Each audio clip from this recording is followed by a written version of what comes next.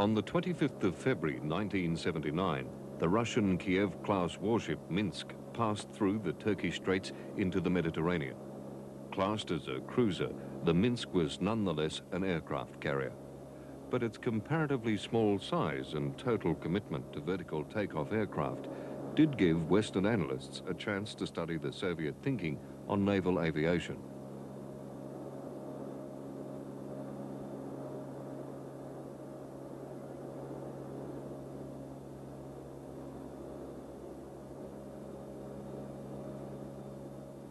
Clearly, Russian strategists did not see the need for large carriers able to support a variety of aircraft types.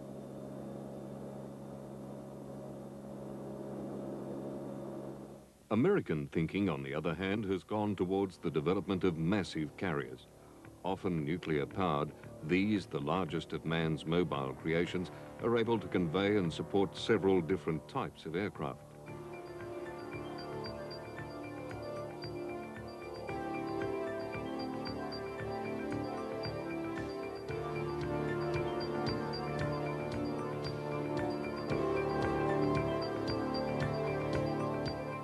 They provide the US with the option of sending its potent air power to areas where it does not control ground airstrips, as was the case in various stages of the Second World War, Vietnam, and more recently Libya.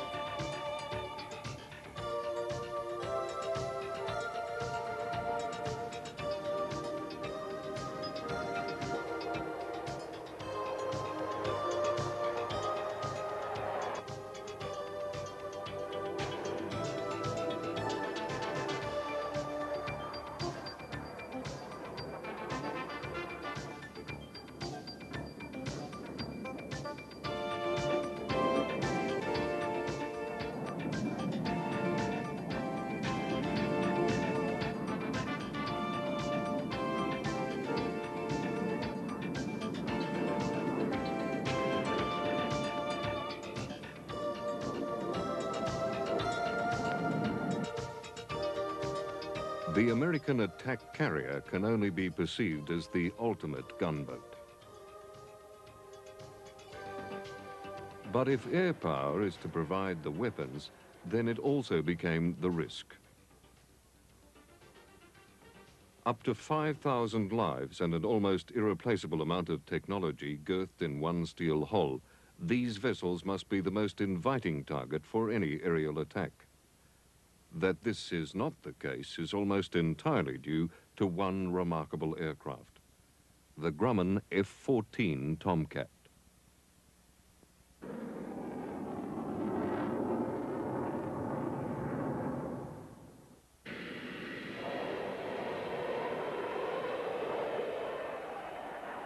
America's involvement with carrier forces is greater than any other nation.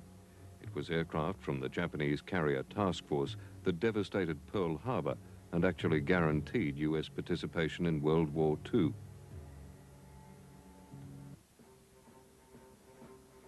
It was only from the deck of the carrier Hornet that Doolittle was able to lead the B-25 retaliation attack. And although this did little effective damage, it did break the myth that Japan's homeland was beyond Allied reach very early in the conflict.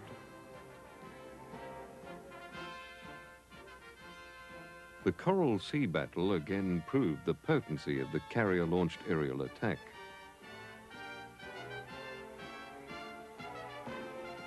But it was Midway that was to prove the greatest carrier-against-carrier conflict. It was also the American victory to set the trend for the remainder of the war.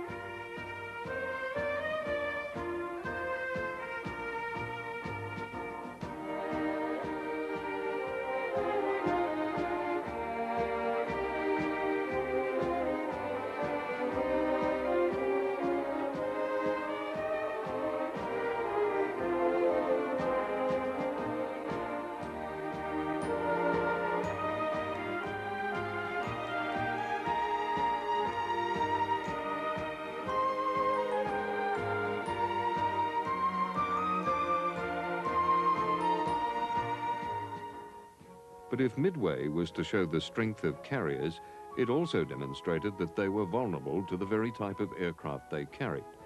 And since that time, it has always been the threat of aerial attack that has been uppermost in the minds of carrier commanders.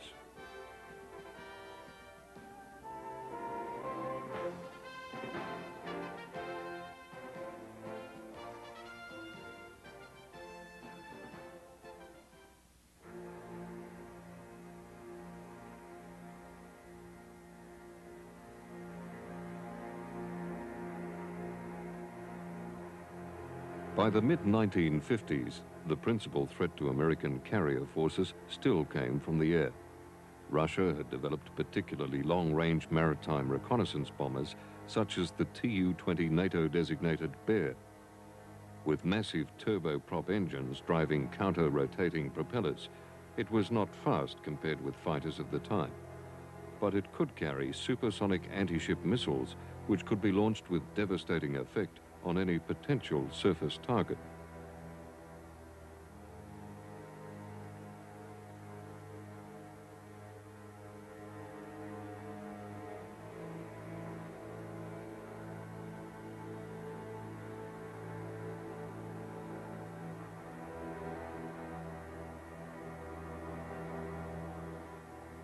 Against this combination of long range and high speed, the US Navy had to completely rethink the role of its fighter aircraft.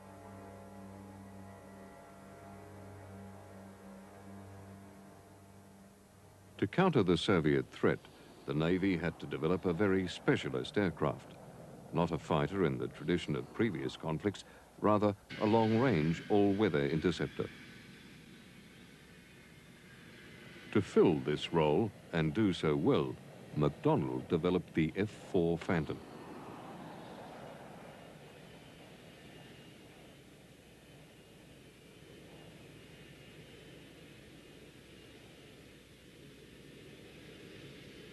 The Phantom, a massive plane for its time, was to provide the speed, the altitude, and the range that would keep missile-carrying aircraft at a safe distance.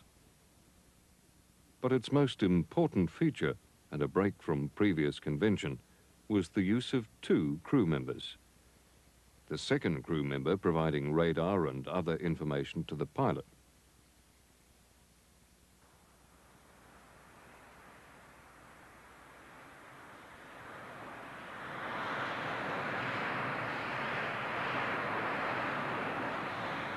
The pilot's role was to merely get the aircraft as close as possible to its prey, because the F-4 was designed around one other unique concept, that of having no armament other than its radar-aimed missiles.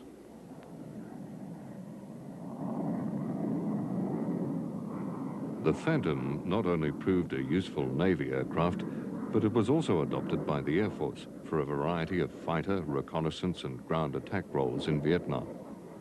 But whilst it was often successful against enemy MiGs with its Sidewinder and Sparrow missiles, it had to be upgraded with a cannon for close encounters with the lighter Russian-made fighters, which were invariably more agile and hence extremely dangerous. Intelligence data gathered on the improvements to Soviet cruise missiles and their use from not only above but also below and on the surface continued to worry US naval strategists, who knew from their own experiments the devastating effect this new type of weapon could cause. They asked the obvious question: could an anti-missile weapon be developed? Hughes Weapons Division thought so. They offered the AIM-54 Phoenix missile, which, although having the disadvantage of being large and heavy, could, if required, actually lock on to another missile, even at a range of 50 miles. The problem now was to find an aircraft that could lift it and still fly at speed and over long distances. But for some time, just such an aircraft had been contemplated by Defense Secretary McNamara, who would also require it to perform the tactical fighter role. The ambitions of his scheme are shown here.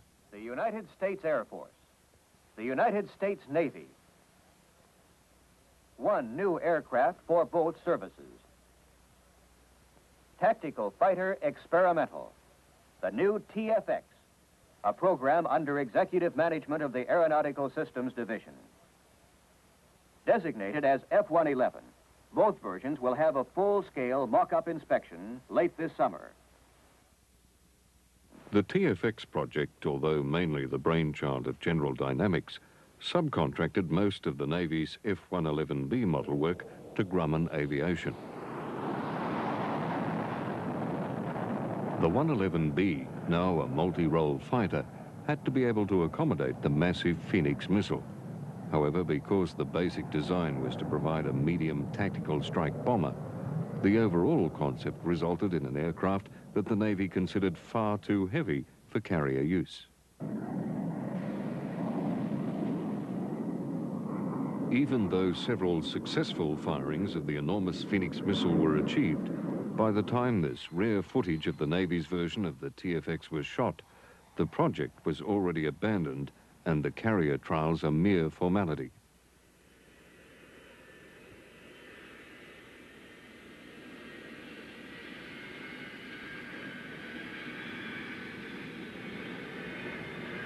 The principal problem of the 111B was the program's inability to reduce the aircraft's weight below 80,000 pounds.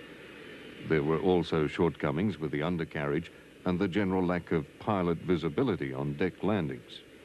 However, at no stage was the Navy, with its specialist needs, in any way optimistic about adopting the 111B as a fighter, when in every other way it was an Air Force bomber.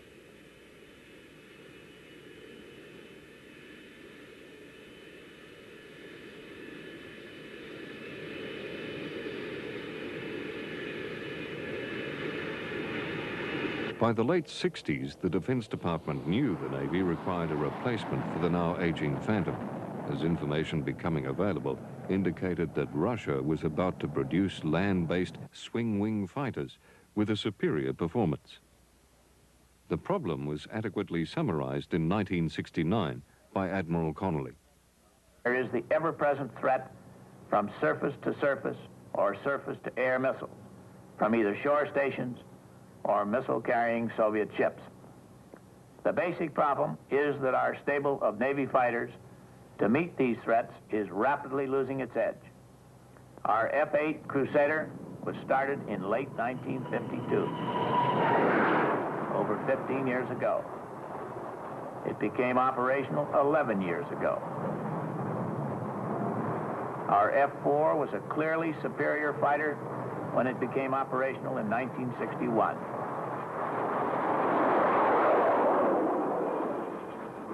Now the gap is closing. It is a tribute to the skill of the nation's fighter pilots that a high kill ratio has been maintained in Vietnam. We cannot depend on maintaining this margin indefinitely. The time has come to equal the skill of our fighter pilots with a far superior fighter aircraft, one that will be superior now and for the next 15 years. Fortunately, Grumman, with their vast experience gained from the 111B, had already strived to produce a suitable defense fighter to fill the void described by Connolly. Grumman experimented with a wide variety of models and weapon formats to try to produce a concept that could both act as a dogfighter as well as fleet defense fighter.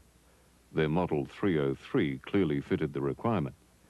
Benefiting from lessons learned in the 111, the new aircraft was to rely upon expensive but proven materials such as boron and titanium, and the wing box area, which had caused problems in the 111, was to be doubly strengthened against any failure.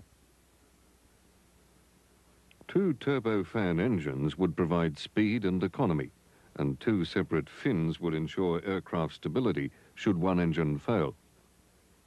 Model 303 would carry the widest weapon spectrum of any anti-aircraft vehicle then in service. It would start with an M61 cannon for close encounters and dogfighting, the traditional short and medium-range Sidewinder and Sparrow missiles, and include the long-range, deadly accurate Phoenix weapon. Having produced an airframe which was highly innovative, Grumman initially relied upon already proven TF-30 engines to get their aircraft into the sky. These power plants were in service elsewhere and a known commodity.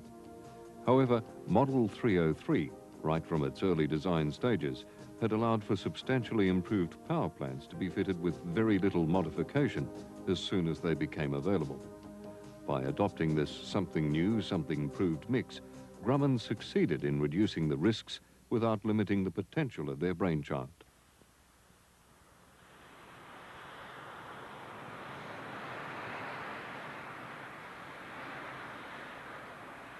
Minor modifications allowed much more substantial engines to upgrade the aircraft as a matter of routine.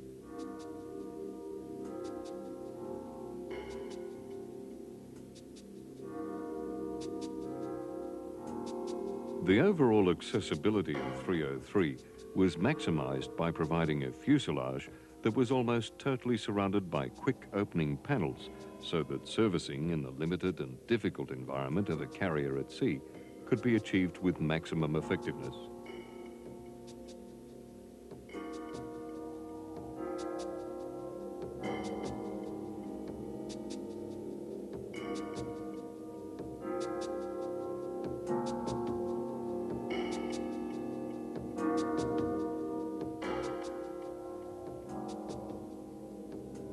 Similar to Grumman's approach to the power plants was their attitude towards the avionics package. Here too, they chose to use an established design to expedite the production of the early aircraft. However, as more sophisticated avionics became available, the early models could be retrofitted easily.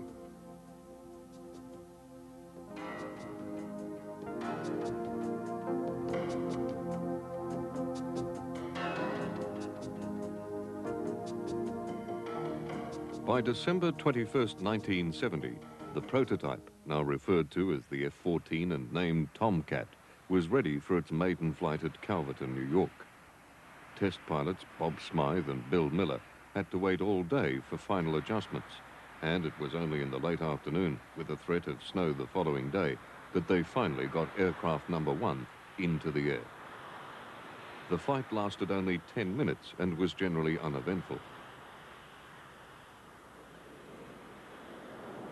Both pilots said that though they had only a short flight, the Tomcat behaved well.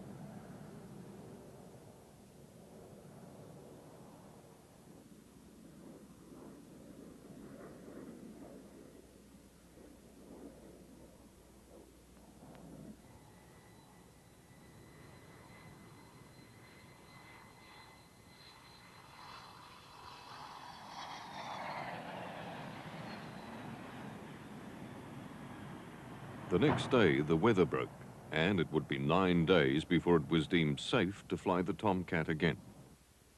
This time, Miller was to take the front position and Bob Smythe the rear, and this flight was to be anything but uneventful.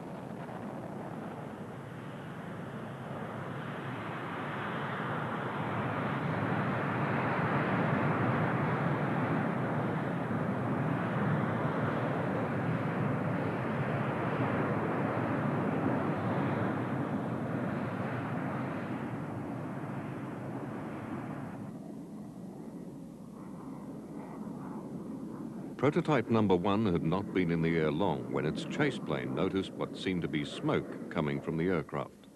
In fact, it was hydraulic oil leaking under pressure. Within minutes, all of the controlling surfaces of the plane ceased to function as the pilots made their approach through the cold morning air.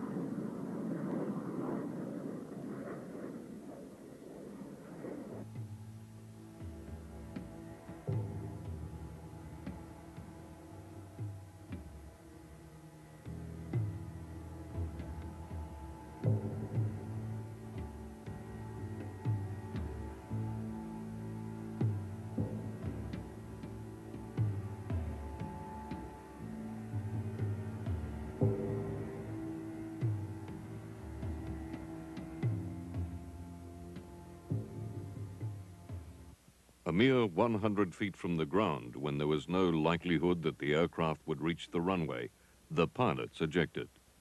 4 seconds later, Prototype 1 ceased to be.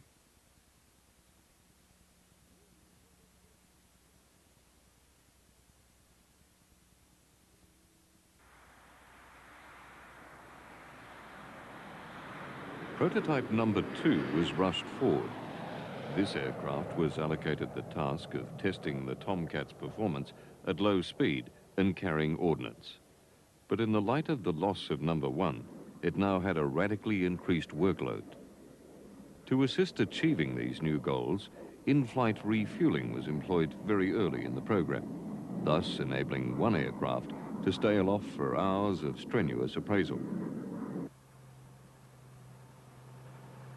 In late August, another aircraft, originally scheduled as number 12, now to be redesignated 1X as a replacement of the ill-fated original prototype, was wheeled out of Grumman's Calverton plant.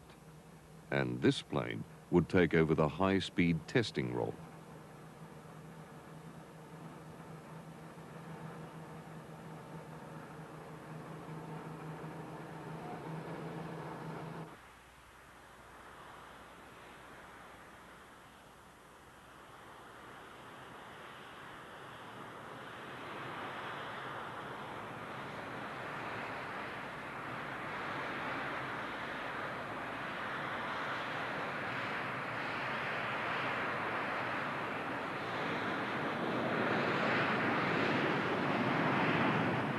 By now, Smythe, Miller, and the other test pilots had established a real affinity with what Grumman were convinced was the real answer to the Navy's problem. But still, opposition manufacturers and the natural pessimism of Congress had yet to be overcome. And whilst the Navy had confidence in the Tomcat concept, there were still many trials ahead. Because at no stage was Model 303 to be a cheap aircraft.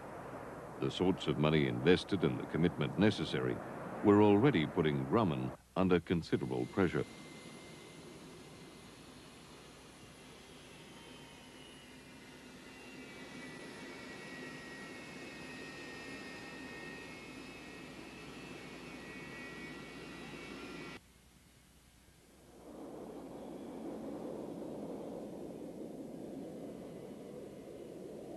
The company, naturally, was proud of having developed what was undoubtedly a major breakthrough. Here, a senior Defense Department official is being given a close-up inspection of the features of Prototype 1X and a personal tour over the intricate cockpit layout by Miller.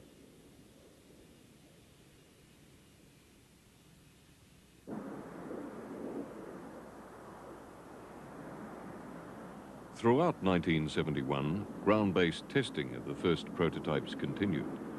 These aircraft were put through severe testing when little was known about how they would react.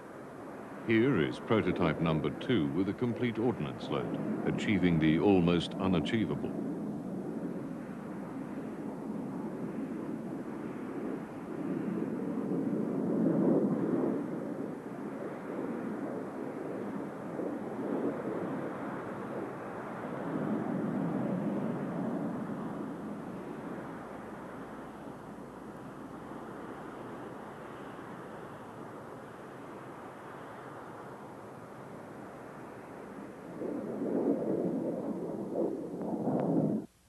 Throughout the entire prototype program, several aircraft were made with no intention of ever being flown.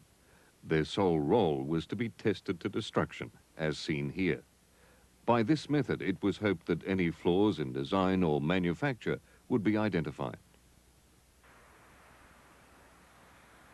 Prior to carrier testing, a prototype was catapult tested, and on June 28, 1972, the first Tomcat flown by a Navy pilot was to land on the aircraft carrier Forrestal on duty off Norfolk.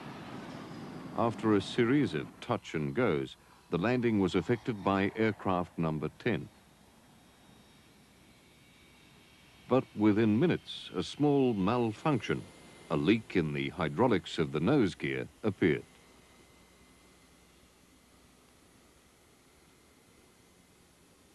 The two pilots were informed. On hand as a minor adjustment was made was Bill Miller.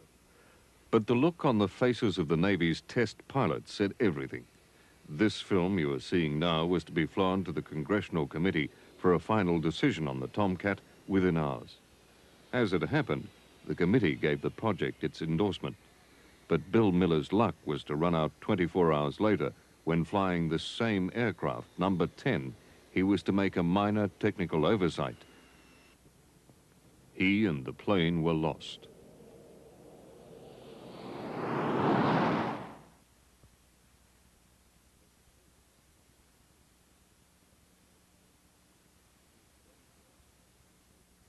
But the program had to continue, and by late 72, full-scale production was in progress. The Tomcat was no longer a prototype. Rather, it was to be the Navy's fighter for the future.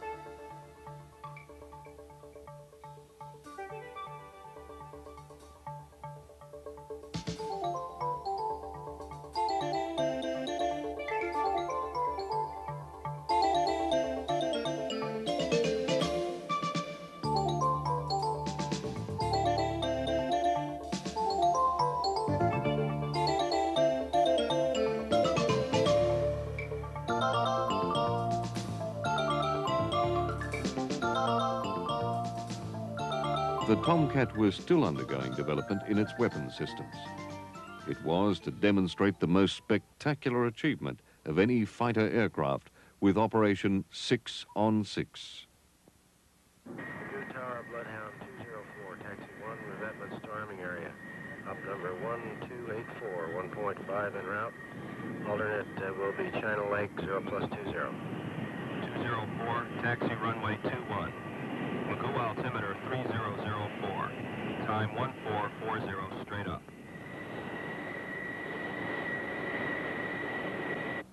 204, taxi across runway 27. Roger.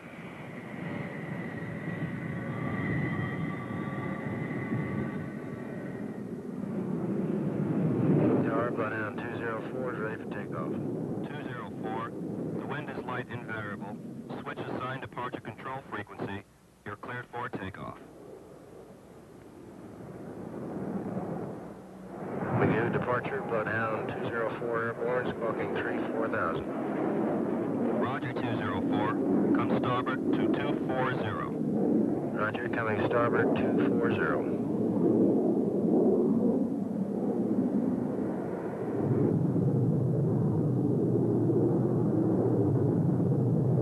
The objective was to demonstrate the effectiveness of the Hughes Phoenix missile system when attacking 6 different targets at one time.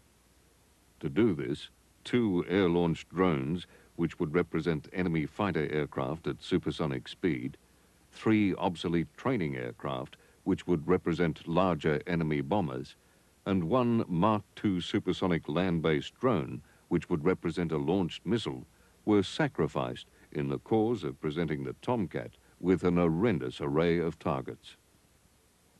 With Navy crew at the controls, each of the 6 targets were individually identified on the radar scope and allocated a Phoenix.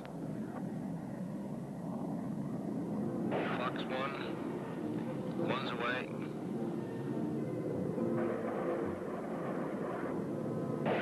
2's in the air.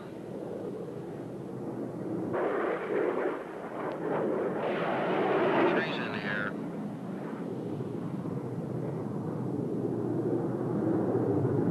4's in the air. Check the target cameras. 4th missile in the air. Target cameras on. 5's in the air.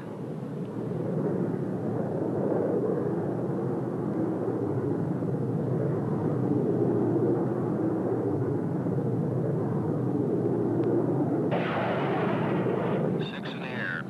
At one time, all 6 Phoenix were in the air, streaking towards their individual targets, which could have been up to a range of 50 miles away.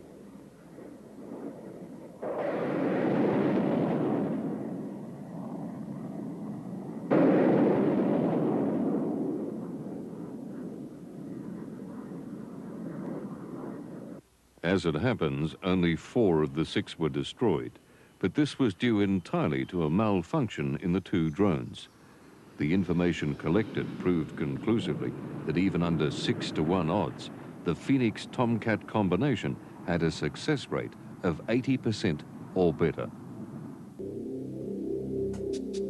The first 2 squadrons to carrier deployed Tomcats were VF-1 Wolfpack and VF-2 Bounty Hunters, and with their induction, the Navy now had in one plane an answer to the missile threat and an advanced dogfighter.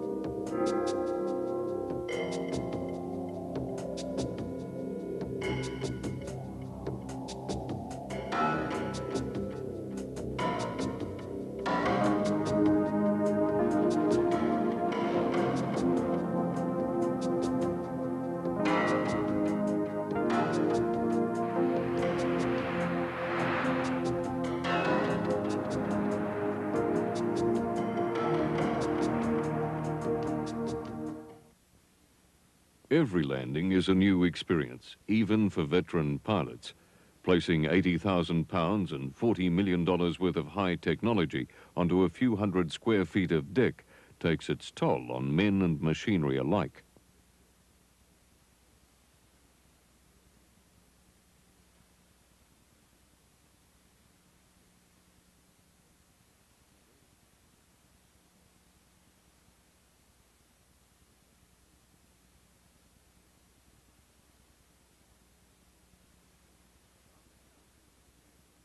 Undercarriages and airframe have to come to terms with phenomenal stress, and sometimes not always with the desired result. Here, a Tomcat hits the deck of the Forrestal and the undergear gave way. Still containing fuel and probably armament, this aircraft has effectively blocked the landing approach to all other aircraft and must be quickly removed.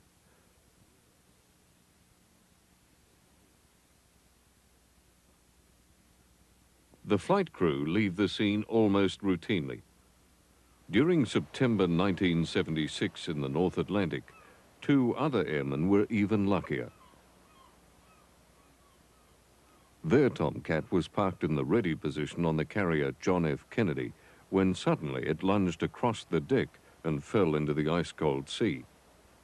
The pilots were able to eject, but the Tomcat fell to the watery depths.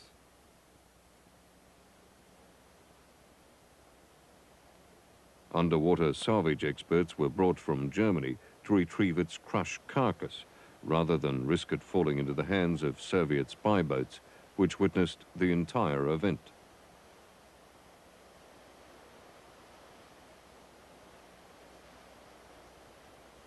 The reason for the Navy going to such lengths was not merely to protect the secrets of the Tomcat. That would have been sufficient reason alone. But the Navy also wanted to ensure that the missilery carried at the time did not fall into Soviet hands.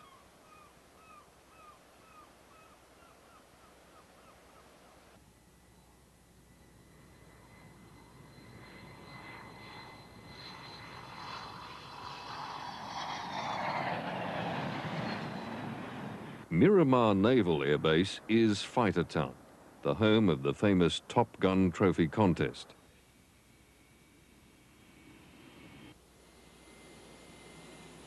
Here, pilots are given an opportunity to pace their F-14s against other aircraft specially modified to resemble the flying characteristics of potential Soviet adversaries. These aircraft are often lighter and extremely maneuverable.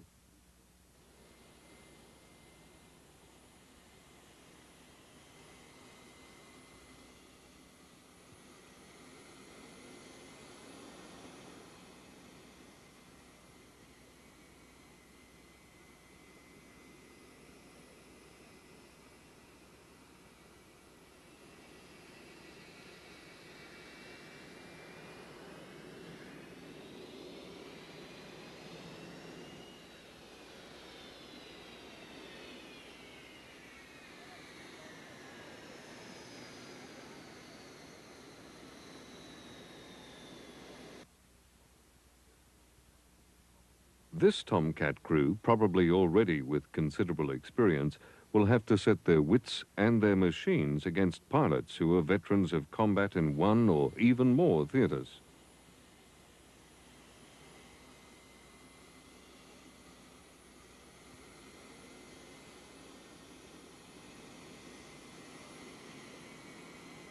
Here, a modified A4 Mongoose and a modified T-38 will compete with a Tomcat.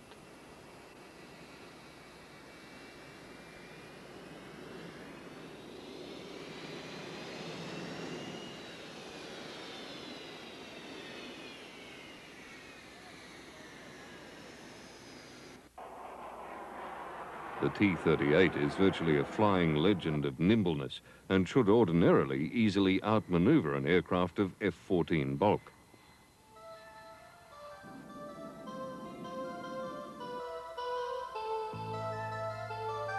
But the Tomcat's technology and the constant training of its crew have set new parameters for this type of dogfight.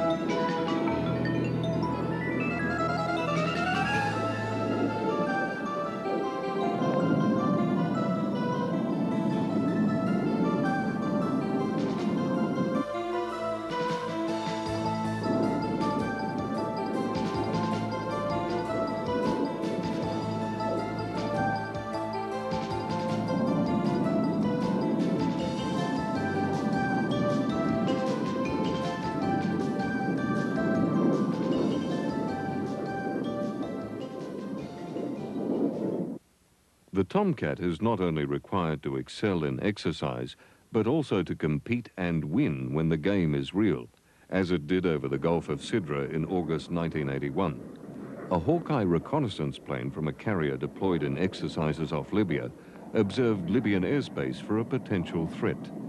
Tensions were high as both sides had previously tested each other to the brink. On this day, the patrolling Hawkeye detected two fighters traveling at high speed towards the carrier. They were later identified as Su-22s. High in the sky, the Hawkeye conveyed its vital information back to the carrier's control, and two patrolling Tomcats were sent to intercept.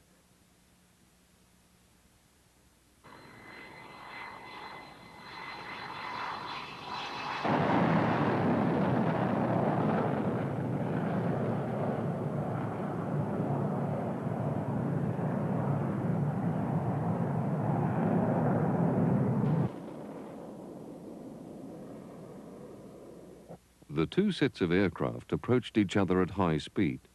Suddenly, one of the SUs launched a missile, which fell far short of the American planes. This aggressive act had to be countered, and there was no more suitable aircraft to do so than a Tomcat. The first aircraft allowed its prey to pass by before it completely reversed its position.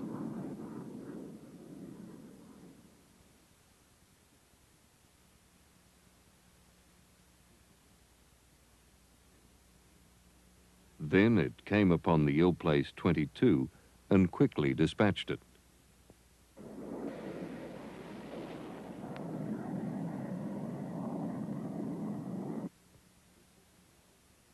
The second Tomcat was only moments behind, identifying its prey, which had veered west and attempted to drop to a lower position.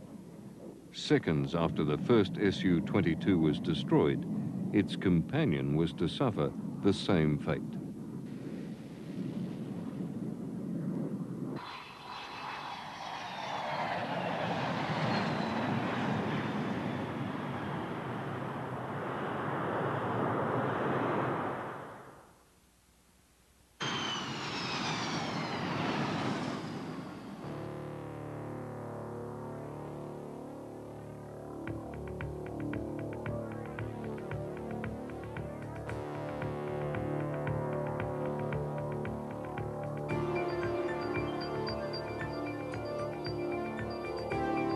With the assistance of fleet refuel, American carriers can be replenished and kept at sea for months on end, enabling naval strategists to bring aerial firepower within range of trouble spots around the world. The Second World War, Korea, Vietnam, and Libya all demonstrated the importance of having this flexibility.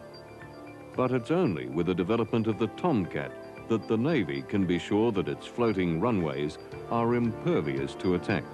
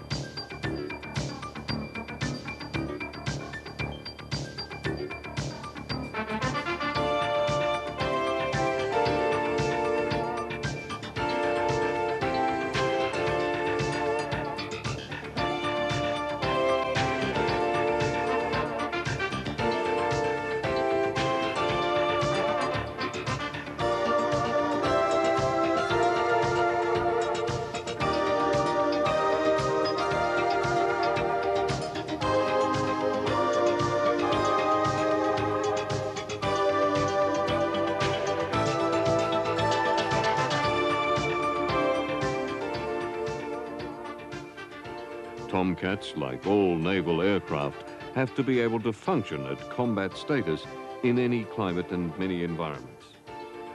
As Tomcat pilots would say, it's anywhere, any weather, and